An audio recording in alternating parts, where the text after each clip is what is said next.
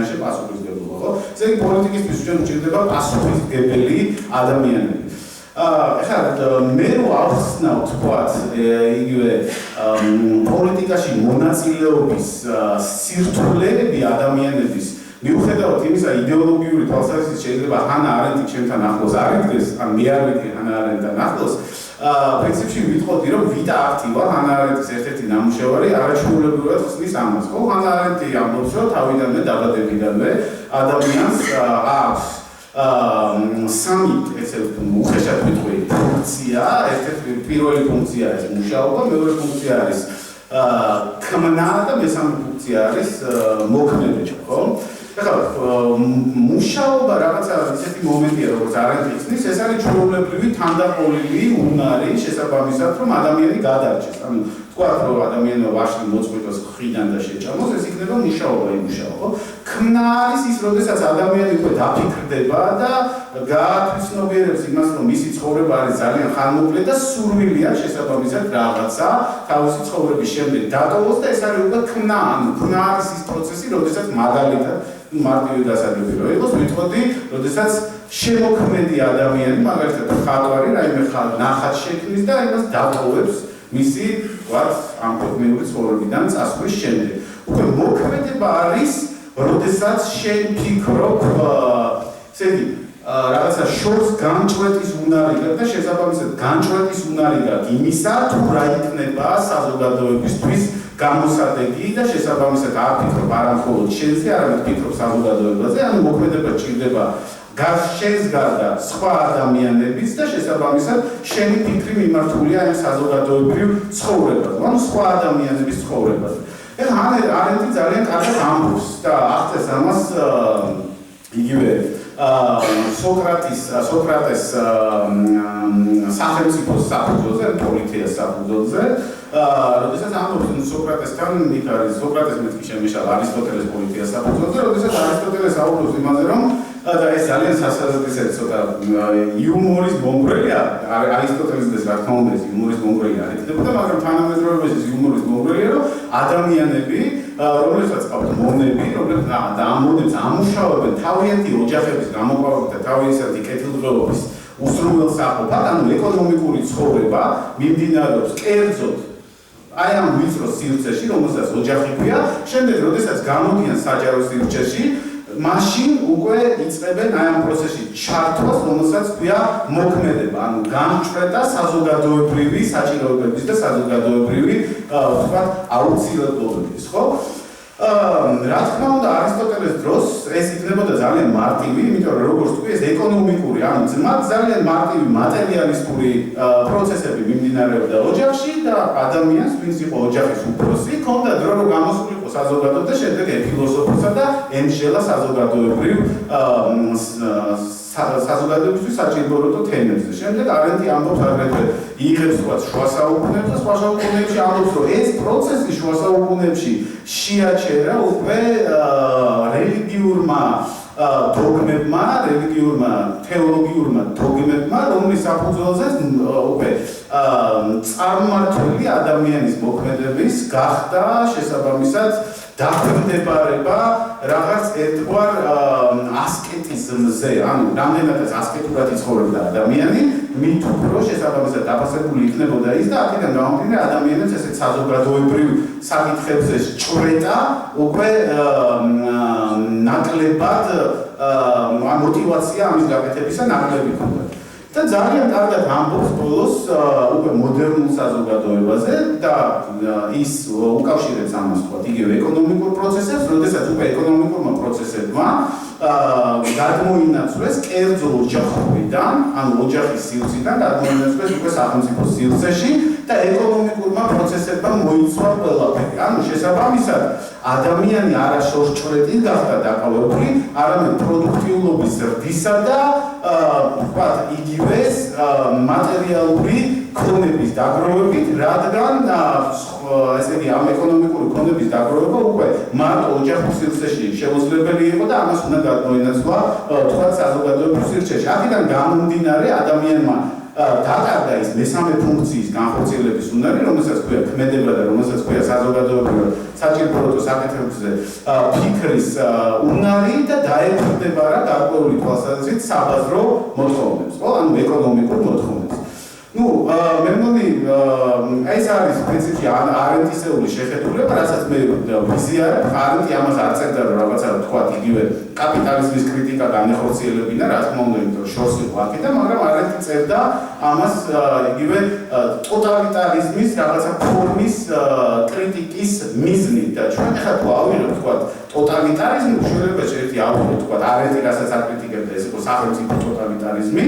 საბჭოთა კავშირისეული, ჰიტლერისეული ტოტალიტარიზმი და ჩვენ ავიღოთ ახლა მეორე ტოტალიტარიზმი, ეს რა თქმა უნდა არის საბაზრო ტოტალიტარიზმი. ამას მნიშვნელობა არ აქვს ახლა შენ ვინ დაგიქვემდებარებს როგორც თავისუფალ ადამიანს, დაგიქვემდებარებს სახელმწიფო თავისი რეპრესიული მანქანით თუ დაგიქვემდებარებს ბაზარი თავისი მომხმარებლური პრინციპებით, ხო?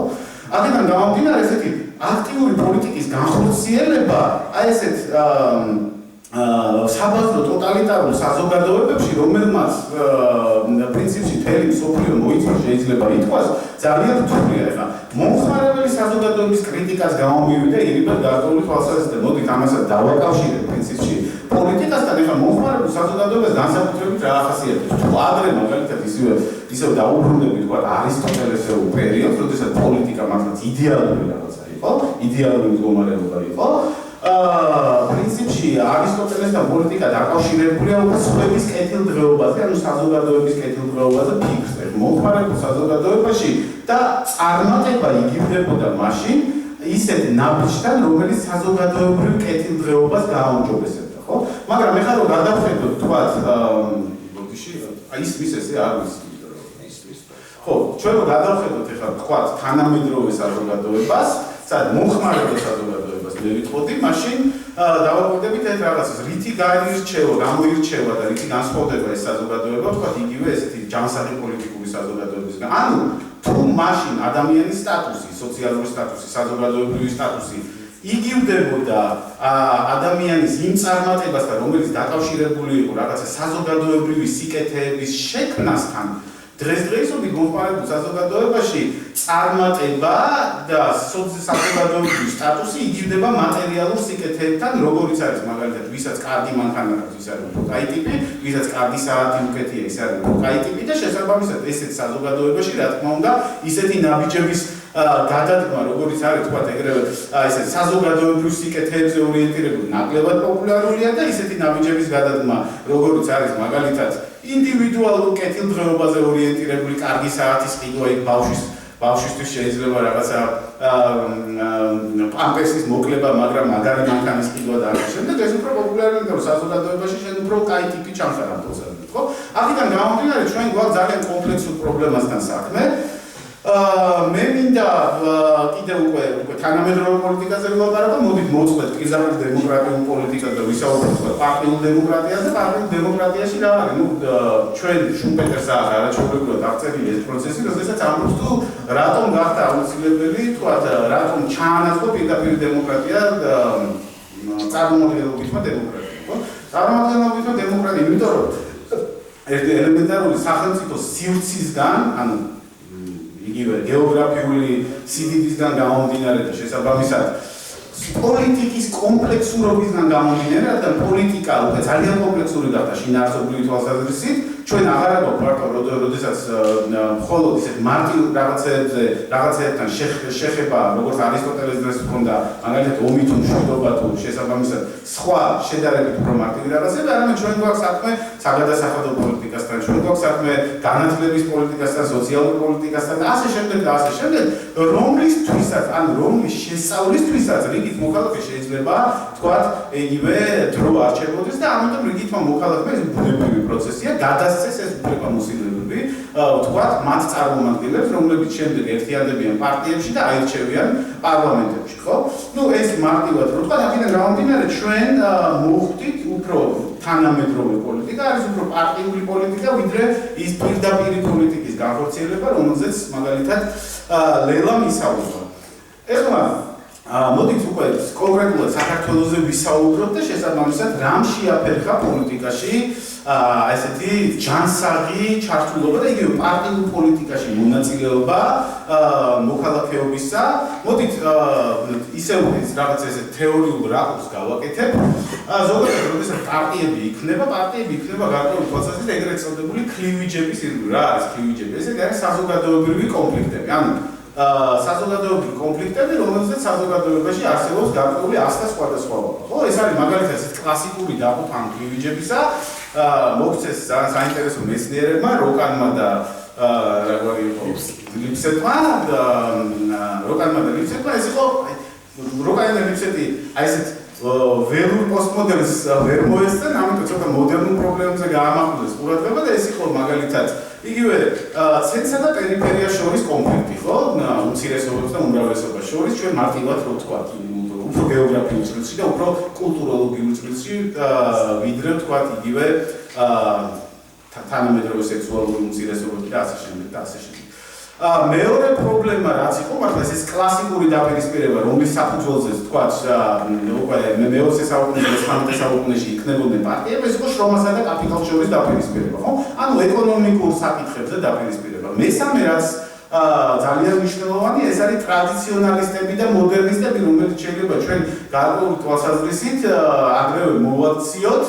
აი ესეთ ჭრილში და ისეთ კონკრეტულად დავიყვანოთ კონკრეტულ კლივიჯამდე, როგორც არის მაგალითად დაპირისპირება ეკლესიასა და სეკულარიზმს შორის. ხო, მეოთხე, რომელიც შეიძლება აქვე მოვიხსენოთ, ეს არის ქალაქსა და თქვათ იგივე სოფელს შორის, ხო? ანუ ესე იგი პარტიები რომ შეიქმნა შესაბამისად და მოქალაქეები რომ მოიზიდოს ამ პარტიებმა, საჭიროა რაღაცა საზოგადოებაში არსებობდეს დისკურსი, რომელშიც ეს ასთა სხვადასხვაობები იქნებოდა წარმოჩენილი. ეხლა რა მოხდა საქართველოში, რომ დავიწყოთ და გადავხედოთ 90-იანი წლებიდან საქართველოს ისტორიას, მე რა თქმა უნდა სიღრმეებში არ ჩავარდი, იმიტომ რომ ამისთვის დრო არ გვეყოფა და რომ გადავხედოთ დისკურსებს, ნახავთ რომ წამყვანი დისკურსი და დღემდე ეს არის მართლაც ტრაგიკული იგივე ქართული პოლიტიკური ლანდშაფტის და ქართული პოლიტიკური ცხოვრების განვითარებისთვის ეს არის წამყვანი დისკურსი არის, რა თქმა უნდა, რუსეთ საქართველოს ურთიერთობა, ესეთი საგარეო დისკურსი არ ახასიათებს ძალიან ბევრ ქვეყანას, ახასიათებს ამ დიდ იმპერიებს, ან თანამედროვე იმპერიებსაც, როგორც არის ევროკავშირი, ამერიკა, რუსეთი და ასე შემდეგ, და ახასიათებს აგრეთვე პატარა სახელმწიფოებსაც, განსაკუთრებით ისეთ სახელმწიფოებს, მაგალითად როგორც არის ისრაელი. რა თქმა უნდა, აზერბაიჯანსა, სომხეთსა და ასე შემდეგ, გამომდინარე იქიდან, რომ ისინი ესეთ გეოპოლიტიკურ, თქვათ, იგივე არახერხებელ მდგომარეობაში არიან. მაგრამ პრობლემა რაში მდგომარეობს? მიუხედავად ამ დისკურსისა, რომელსაც ეს თემა დომინირებს საზოგადოებაში, ის პრობლემები, რაზეც მე ვილაპარაკე, ანუ ის კლივიჯები არსებობს, მაგრამ არტიკულაცია ამ კლივიჯებისა სამწუხაროდ არ ხდება, რადგან იგივე ჩვენ არ მახსოვს პერიოდი, როდესაც მედია იყო თავისუფალი, საჯარო იყო თავისუფალი, რომ მოიხსენიოთ თქვა ეს ჰაბერმასისეული სიტყვა, დელიბერაციული სივრცე არსებობდა, სადაც მაგალითად ყველა ინტერესთა ჯგუფი და ყველა ადამიანი შესაბამისად თავის აზრს თავისუფლად გამოხატავდა, ხო? აქედან გამომდინარე დისკურს დომინირებდა ყოველთვის დომინანტი ჯგუფი, ვისაც ჰქონდა ძალაუფლება და ძალაუფლება, რა თქმა უნდა, გინდა ჩვენ გინდა ესე შევხედოთ, გინდა ესე აქვს ხელისუფლებას. არჩეულია ის თუ შესაბამისად არის რაღაცა რევოლუციური პროცესების შედეგად მოსული და შესაბამისად დამყარებული აქვს თუ არა დიქტატურა, ხო? აქედან გამომდინარე ისეთი საკითხები, რომლის ირგვლივად შეიძლებოდა ადამიანები გაერთიანებულიყვნენ, სამწუხაროდ ვერ მოხვდნენ ამ საჯარო დისკურსში და აქედან გამომდინარე ის პარტიები, რომლებიც შეიძლებოდა ამ საკითხების ირგვლივ აღმოცენებულიყვნენ და ის ადამიანები, რომლებიც ამ საკითხების ირგვლივ გაერთიანებულიყვნენ, სამწუხაროდ არ იყვნენ საჯაროდ გამოტანილი და აქედან გამომდინარე სხვა პარტიები არ შეიქმნა პარტიები და ყველა თქვა იგივე ესეთ იდეოლოგიას, ყველა თქვა ესეთ დომინანტ იდეოლოგიას ჭირდება საკუთარი პარტია. ჩვენთან როგორი პარტიები იყო რომ გადავხედოთ? ესენი იყო ეგრეთ წოდებული პარტია სახელმწიფოებს, ხო? სადაც სახელმწიფო არის შეზრდილი შესაბამისად პარტიასთან, ის იყო ჩვენ არ ქონია მრავალპარტიული სისტემა სიმართლეობა, თავს მოვატყუოთ, ის იყო რაღაცა პატარა პერიოდი 90-იანი წლების შემდეგ, როდესაც ჩვენ ქონდა მრავალპარტიული სისტემა, ეს იყო ფიქცია, რა თქმა უნდა, შეიძლება პარტიები იყო ბევრი, მაგრამ მექანიზმები არ არსებობდა ამ პარტიების სრულფასოვნად აი ამ პოლიტიკურ პროცესებში მონაწილეობისა და შემდეგ მივიღეთ სხვადასხვა პარტია სახელმწიფოები, ერთი იყო მაგალითად იგივე გვარი მაგიდა იყო ესეთი პარტია, შემდეგ გვარი მაგიდა წავიდა, ესეთ პარტიებს ახასიათებს ზოგადად, როდესაც პოლიტიკიდან ისინი იშლებიან, მოვიდა შემდეგ მოქალაქეთა კავშირი, მოქალაქეთა კავშირი წავიდა პოლიტიკიდან, რომელიც თავარიად რა შეზრდილია ეს პარტია შესაბამისად სახელმწიფოსთან, ხო? შემდეგ წავიდა მოქალაქეთა კავშირი და მოვიდა ნაციონალური მოძრაობა, ხო? ესეც კლასიკური პარტია სახელმწიფო. მოქალაქეთა კავშირი კიდევ უფრო საინტერესო ფენომენი იყო, იმიტომ რომ ეს შედარებით უფრო ინკლუზიური პარტია იყო, ანუ სხვადასხვა შეხედულებისა და სხვადასხვა ესე იგი ინტერესების ჯგუფებს ცდილობდა რომ გაერთიანებინა თავის თავში და აქედან გამომდინარე იმდენად ტოტალიტარულ ხასიათს არ ატარებდა როგორც ნაციონალური მოძრაობა, მაგრამ ნაციონალური მოძრაობა კლასიკური მაგალითი ექსკლუზიური პარტია სახელმწიფოსა, რომელსაც აქვს ესეთი გარკვეული თვალსაზრისით რაღაცა იდეოლოგია ხედვა და შესაბამისად ამ იდეოლოგიის გარეშე, ანუ ამ იდეოლოგიის გარეთ ნებისმიერი ალტერნატიული ხედვა შესაბამისად ცხადდება როგორც სახელმწიფოს მოღალატეობა და როგორც ანტისახელმწიფოებრივი მოქმედება, ხო? დისკურსი არ შესრულა, შესაბამისად ადრე უნდა თქვა ჩვენ ეს ნაციონალისტური დისკურსი, რომელიც უკავშირდება რუსეთ საქართველოს ურთიერთობას, შემდეგ ქონდა ეგრეთ წოდებული რაღაცა დემოკრატიზაციის დისკურსი, რომელიც აგრეთვე დომინირებული იყო, თქვა იგივე მმართველი პარტიისგან და ზემოდაქმნილ პროცესს წარმოადგენდა და შემდეგ მივიღეთ ნაციონალური მოძრაობის მიერ შემოთავაზებული დისკურსი, რომელმაც გარკვეული თვალსაზრისით დემოკრატია ცოტა უკანა პლანზე გადაიყვანა და წინ წამოიღო ეს ვესტერნიზაცია, მოდერნიზაციის დისკურსი, ეს რომელიც ტოტალურად ანტირუსულ პროპაგანდას ეკუთვნებოდა, ეს რაღაცა ფსევდოდასავლური დისკურსი, რომელიც გახდა გარკვეული თვალსაზრისით ამ პარტიის იდეოლოგია. ხო, აქედან გამომდინარე, თუ გავითვალისწინებთ, რომ ამ პარტიას ჰქონდა იდეოლოგია, თუ გავითვალისწინებთ იმას, რომ ეს პარტია იყო ექსკლუზიური სახელმწიფო პარტია და შესაბამისად პარტია იყო ავტომატურად სახელმწიფოსთან შეზრდილი სხვა ადამიანებისთვის, რომლებიც ამ პარტიის იდეოლოგიას არ გაიზიარებდნენ, არ იქნებოდნენ ამ პარტიისთვის ლოიალურები, რა თქმა უნდა, ისინი სახელმწიფოს, გინდათ სახელმწიფოს სამსახურში ელემენტარულად ვერ მოხვდებოდნენ, ხო? ეხლა სახელმწიფო სამსახური რატო ვახსენე? სახელმწიფო სამსახური ვახსენე, იმიტომ რომ დასაბამიდან დღემდე სახელმწიფო არის ერთ-ერთი ყველაზე დიდი დამსაქმებელი საქართველოში, ხო? დღესაც სახელმწიფოს დრო ავიღოთ, სახელმწიფო დასაქმების წილი მე მგონი 40%-ია დაქირავებულად დასაქმებული მოსახლეობის, ხო? აქედან გამომდინარე ნებისმიერი ადამიანი, რადგან სხვა დასაქმების საშუალებები არ არსებობდა, არჩევდა ისევ შესულიყო ნაციონალურ მოძრაობაში და რაღაცა სამსახური ეშოვა შესაძლოა იმისთვის რომ გადარჩენილიყო, ხო? ეს რაღაცა ესეთი, რადგან თვითონ ეს ნაციონალური მოძრაობა თავისი ხასიათით პარტია სახელმწიფო იყო. აქედან გამომდინარე, რა თქმა უნდა, ამ ტოტალიტარულმა რაღაცა დისკურსმა, რომელიც ყველას ანტისახელმწიფოებრივ ელემენტად აცხადებდა, არ გაუხსნა და კლივიჯების უგულვებობა, დანარჩენი კლივიჯების უგულვებობა და წინ წამოწევა იგივე მედიის მიერ სახელმწიფოს ხელისუფლების მიერ დომინირებული მედიის მიერ და გარდა ამისა თლიანად მედიის მიერ, იმიტომ რომ მე მგონი ჟურნალისტებს არ ყოფნით პროფესიონალიზმი და სიღრმისეულად გაარჩიონ ის საკითხები, რომლებიც მართლაც და მნიშვნელოვანია და საჭირო როთვა მოქალაქეების როგორც არის სოციალური პრობლემები, როგორც არის განათლება, როგორც არის დასაქმება და ასე შემდეგ, მოგვცა მარტივი დისკურსი, რომელიც იყო ვითომ პროდასავლური, ანტირუსული დისკურსი, რომელსაც დომინირებდა ერთი მმართველი ნაციონალური მოძრაობის პარტია, ხო? და პლუს ამას ემატება პარტია სახელმწიფო, რომელიც არის თავად დამსაქმებელი და აქედან გამომდინარე სხვა სივრცე პოლიტიკაში მონაწილეობისა რაციონალური თვალსაზრისით, ანუ რაციონალური რო ყოფილიყო პოლიტიკაში მონაწილეობა, ანუ мотиваცია რო გაჩენოდა ადამიანს რომ პოლიტიკაში მონაწილეობა მიიღო, არ არსებობდა ერთადერთი გზა რჩებოდა, ну ამას ხარ უნივერსალურ ხასიათს რა თქმა უნდა არ ვაძლევ, მაგრამ იმიტომ რომ მე და ჩემი მეგობრები და თქვა იგივე ხათუნაც და რამოდენიმე პარტია საქართველოში არის ამის შეეწინააღმდეგენ ამ ტენდენციას და თქვა იგივე არ შევიდეთ ნაციონალურ მოძრაობაში ჩამოყალიბდეს საკუთარი პარტიები, მაგრამ გვახსოვს, ხო, რაც არ უნდა პარტია ჩამოგეყალიბებინა ამ ტოტალიტარული დისკურსიდან გამომდინარე და შესაბამისად პოლიტიკური სისტემის ხასიათიდან გამომდინარე, შენ საჯარო პოლიტიკაში მონაწილეობას ვერ იქნებოდი რომელიღაცა კლუბი, რომელიც შეიძლება რაღაცა სოთხედელობით პლატფორმას იზიარებდა, მაგრამ საჯარო პოლიტიკაში შენ მონაწილეობას ვერ მიიღებდი. ეხლა ისევ დაუბრუნდები მე კლივიჯებს და მოდი კლივიჯებზე ანუ ეგრეთ საზოგადოებრივ საზოგადოებრივ კონფლიქტებზე გავამახვილებ ყურადღებას. ალბათ მაგალითად ესეთ საზოგადოებრივ კონფლიქტები როგორც არის შრომასა და კაპიტალს შორის დაპირისპირება, როგორც არის იგივე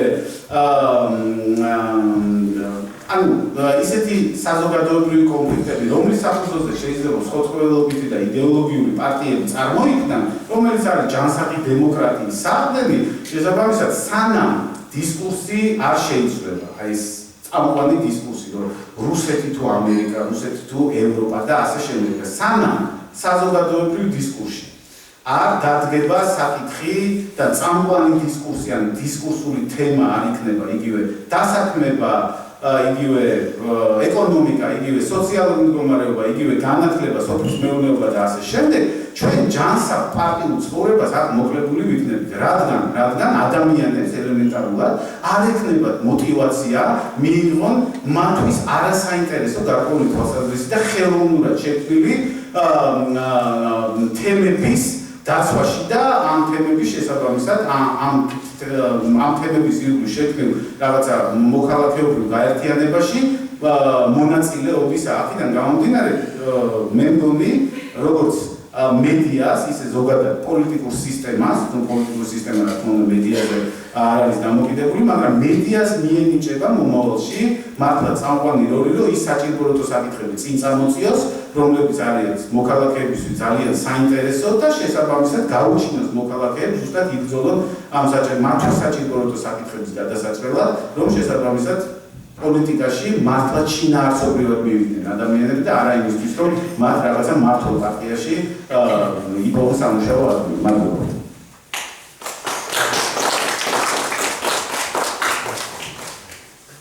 მადლობა. სხვა შორის პოლიტიზაციაზე რო არის საუბარი ზუსტად აი ხა ტელევიზიასთან დაკავშირებული პრობლემის დროს კიდევ ასეთი დისკურსი დაამკვიდრა ქართულმა მედიამ, რომ ეს მოდა პოლიტიკურად ნეიტრალური, ეს არის ადამიანი ნეიტრალური და ამიტომ ის უნდა იყოს ბორდის წევრი. ბოლო ხანებში დაიწყო ხოლმე ვიღაცამ დასვა ეს კითხვა არსებობს თუ არა და შეიძლება თუ არა საერთოდ გამოიძებნება თუ არა ამ ქვეყანაში პოლიტიკურად ნეიტრალური ადამიანი და თუ გამოიძებნება ის რატომ უნდა იყოს ტელევიზიის ბორდის წევრი მაინც და მაინც. აგერ პატრონერების ის და რომელიც დაიწუნეს მხოლოდ იმიტომ რომ იგი რესპუბლიკური პარტიის წევრი იყოს, კაცმა აღიარა ხო რომ რესპუბლიკური პარტიის წევრი არა ჩვენ გვინდა და პოლიტიკურად ნეიტრალური ადამიანები, რომლებიც ამ პოლიტიკურ სივრცესგან იქნებიან გარიყოლნიო. ნუ ეს რა თქმა უნდა მე ვფიქრობ რომ სწორედ იმ დისკურსის ნაწილია, რომლის შესახებაც საუბრობდა ბექა. ჩვენ დავაწყავთ რომ როგორ არსებობდა პოლიტიკური პარტიები, რომელიც შეიქმნა ნაციონალურ მოძრაობამ, ოპოზიციური ეგრეთ წოდებული ოპოზიციური პარტია. ხო და ძალიან საინტერესო ფენომენია ეს ხელოვნურად შექმნილი პარტიები, რომელიც შექმნიდა აი ამ მრავალპარტიული სივრცის განცდას. რატომ შეიქმნა ეს და ვისთვის შეიქმნა, მაგრამ ალბათ ამაზე სხვა დროს ვიჯერებთ, ის გამოიგრძელდა სიტყვა და პირდაპირ ხათუნას ვთხოვ. ერთით ისე რომ ამდენი დროს აგარკვეთ, მაგრამ ისედაც რაღაცა ის ჩავედი. Discussies დაუთმოთ მაინც. ჩემი დისკუსია იყოს მხოლოდ მონოლოგი. პირველში ძალიან დიდი მადლობა თეორიის კონჩ ჩემი მოწვევისთვის, განსაკუთრებით საჭიროებისთვის სიუძეზე იყო ჩემთვის. მეორე რაზეც მინდოდა გამახვილებინა ყურადღება, რამდენიმე დღეა თითქმის მთელი იანვარი მე ჩემი თანაპარტიერებთან ერთად სხვადასხვა რეგიონებში დავდიოდა პარტიის წევრი სხვადასხვა ორგანიზაციებს და გულწრფელად რომ ვთქვათ აუდიტორია მხოლოდ ასეთი გავამახვილებ ამჯერად ყურადღებას. იმედად სხვა თვალსაზრისით რომ ჩვენი პარტიის საშუალო ასაკი არის 50 წელი თითქმის, რაც ჩემს ასე ვთქვათ მათთან საუბრებზე თქვარი გავლენას ახდენს, იმიტომ რომ ადამიანებს მე ვერ ხედავ ახალგაზრდებს ხშირ შემთხვევაში და ეს ერთ-ერთი მე მგონია რომ ეს თემაც არის დღევანდელი ჩვენი დისკუსიით, რატომ პოლიტიკა, ვინ ირჩევს პოლიტიკას და რატომ არიან უფრო მეტად ახალგაზრდები ამ საკითხებით დაინტერესებული და მიხედავ დღევანდელი თემა აინტერესებთ ახალგაზრდებს და ვერ ახალგაზრდებს ხედავთ. ძალიან კარგი ტენდენცია ჩემი აზრით ეს. მე უფრო მინდოდა მელაპარაკა ძალიან მოკლედ რა გავლენას რა ხდეს ჩვენზე გავლენას რა აღვიჩვენთ პოლიტიკა და ვიყოთ პოლიტიკაში. მინდოდა ჩემი მაგალითიც მომაყვანდა, მინდოდა უფრო დისკუსიის ელიფან თქვენ კითხვების საფუძველზე გამოიცა პასუხი, რატომ ვირჩევთ ცხოვრებაში იმას, რასაც ვირჩევთ და რატომ ვაკეთებთ და რატომ ამოძრავებთ ჩვენ. ხშირად მე მართალია არაფერის განსაკუთრებული არ მომიზადებ, იმიტომ რომ საკითხი როდესაც ძალიან ხშირად ვფიქრობ განსაკუთრებით ყველა პარტიული შეხვედრის შემდეგ, როდესაც ადამიანები პირდაპირ ისეთ შეკითხვებს ისმენ, რომ გიხდება მათთან სწორედ იმას საუბარი, რატომ ვამბობ პოლიტიკურ პარტიაში, რატომ არიან ისინი პოლიტიკურ პარტიაში. კითხვა ხშირად არის, რომ პარტიამ გააკეთოს რაიმე მათთვის, ან მთავრობამ გააკეთოს რაიმე მათთვის, ან დავალებები მოგოცით და ჩვენ გავაკეთოთ. ანუ ძალიან ხშირად ინიციატივის ნაკლებობა, мотиваციის ნაკლებობა და ადამიანის აქვს მოლოდინი, რომ მათთვის ვინმე უნდა გააკეთოს რაღაც და არა თვითონ უნდა კონდეთ როგორც ინდივიდებს ცვლილების მოტანის სურვილი და ასე ვთქვათ დიდი мотиваცია. მე მართალია ვიტყვი, მე თვითონ პირადად არ მომიჯენა არც ორგანიზაციების, არც პარტიების, არც სხვადასხვა დაჯგუფებების იმის რომ მათ შეუძლიათ ცვლილება მოიტანონ. მე მგონია რომ ინდივიდებს მოაქვს ცვლილება და ინდივიდებს შეუძლიათ შეცვალონ რაიმე თავიანთი ჩარევით, ინიციატივით, ბრძოლით, წინააღმდეგობით და ასე შემდეგ. ამიტომ ძალიან ხშირად ვფიქრობ, რომ სწორედ იმ ადამიანებმა, ვისაც აქვს ეს мотиваცია, შინაგანი მოწოდება, შინაგანი ძალა, სხვანაირად არ შეუძლიათ, ისინი უნდა იყვნენ პოლიტიკაში და სხვადასხვა მიზეზების გამო, რაც დღევანდელ რეალობაში ჩვენ გვიშლის ხელს რომ ვიყოთ პოლიტიკაში, განსაკუთრებით ქალებს, თემას მინდა მოვიხმარო, რომ პოლიტიკაში ვიყოთ აქტიური, ამ ყველაფერს ეს ყველაფერი უნდა გადალახოს და მაინც უნდა მონახოს თანამოაზრეები და იბრძოლოს იმისთვის, რომ შეცვალოს რამე ამ ქვეყანაში. ხშირად ჩემ თავს უსვამ კითხვას, რა არის ძირითადი мотиваცია, რა არის ძირითადი ძალა შინაგანი, რაც გვაძლევს იმის დამაჯერებლობას და არასდროს არ გვაქვს იმის იმედს, რომ ვიყოთ იქ სადაც ვართ და ყოველთვის ვაკეთოთ ის, რასაც ვართ. ჩვენ ქმნის თითოეულ ინდივიდს, ჩვენს ქმნის გადაწყვეტილებები, რომელსაც ვიღებთ ცხოვრების მანძილზე. გადაწყვეტილების მიღების დროს რამდენიმე რამეს აქვს გადამწყვეტი როლი, ასე ვთქვათ. ბევრი რაღაც შეიძლება დაამატოთ კიდევაც, მაგრამ არის რამდენიმე საკითხი, უნდა იყოს მაგალითად დარწმუნებული. როცა რაღაცა არჩევანს აკეთებ, დარწმუნებული ხარ, რომ ეს არჩევანი გინდა გააკეთო. მეორე რასაც მნიშვნელობა აქვს, ეს არის მოლოდინი გაქვს, რომ ამ გადაწყვეტილების შემდეგ არ იქნება ერთფეროვნება და იქნება მრავალფეროვანი საინტერესო იქნება ეს შენთვის. იმიტომ რომ ყველას მიყვარს სიურპრიზი სინამდვილეში, მაგრამ ყველას მიყვარს ის სიურპრიზი, რომელიც გაგვიხარდება და ესეთი, რომელიც არ გაგვიხარდება. ყოველთვის გინდა რომ რაღაც ახალი იყოს. ამასთან დაკავშირებით. გინდა იყო გამორჩეული. ყველა ადამიანს აქვს ჩემი აზრით სურვილი, რომ იყო გამორჩეული, გააკეთო რაღაც განსაკუთრებული და იბრძოლო იმისთვის, ვისაც გიჭირა, განსაკუთრებულობის გამო. ყველა ადამიანს უნდა ასევე ურთიერთობა და თანამოაზრეები და მარტო არასდროს არ უნდა მისკეთება და ყოველთვის ეძებს თანამოაზრეებს, რომ იყოს მათთან ერთად და მათთან ერთად შეცვალოს რამე. ამ ყველაფერთან ერთად ძალიან მნიშვნელოვანია ისიც, რომ გვინდა თითოეულ საქმეში, რასაც ვაკეთებთ, გავიზარდოთ. მე ამ ყველაფერს უნდა ვიყოთ, რომ ყველაფერი ეს იყო ის მნიშვნელოვანი რამები, რამაც მე გადამაწყვეტინა პირადად, რომ ყოფილიყავი პოლიტიკაში აქტიური, ასე ვთქვათ. და რაც არ უნდა აკეთო, რაც არ უნდა გადაწყვეტილება მიიღო, რაც არ უნდა შენთვის მნიშვნელოვანი საქმე აკეთო, ყოველთვის გავრცელებული, რომ ეს გაუზიარო სხვა ადამიანებს. კონტრიბუცია, რაც დიდი მოთხოვნა უნდა იყოს, როდესაც რაიმეში ხარ ჩართული.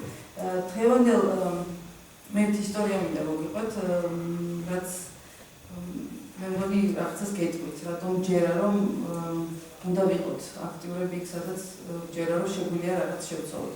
რამდენიმე წლის წინ, როდესაც არჩევნებამდე, პასაპორტ არჩევნებამდე, როდესაც ეს ისტორია აქ მოვყავი ერთ სხვა აუდიტორიაში, როდესაც ციხის კადრები გამოაქვეყნეს, გვიანი იყო, გვიან ღამით აღმოაჩინეს სამხედრო, ვიყავით მე და ჩემი შვილი მარტონის სახლში და როცა გავხსენე ინტერნეტში ვნახე ეს კადრები, გავხსენე რა თქმა უნდა, როგორც ბევრი თქვენგანი ალბათ, ძალიან ცუდად გავხდი და მე იყო იმახან ამერიკა, რომ წავიდეთ 12 საათზე იყო აქცია ფილარმონიის წინ და ვიგებოდნენ. თუმცა იყო ძალიან გვიანი, 12 საათი იყო, მე არასდროს ჩემი შვილი პატარა იყო, მაშინ 9 წლის იყო და პირველი რა თქმა უნდა წინააღმდეგ რაც გამიჩნდა, მარტო ვერ დავტოვებდი ბავშვს.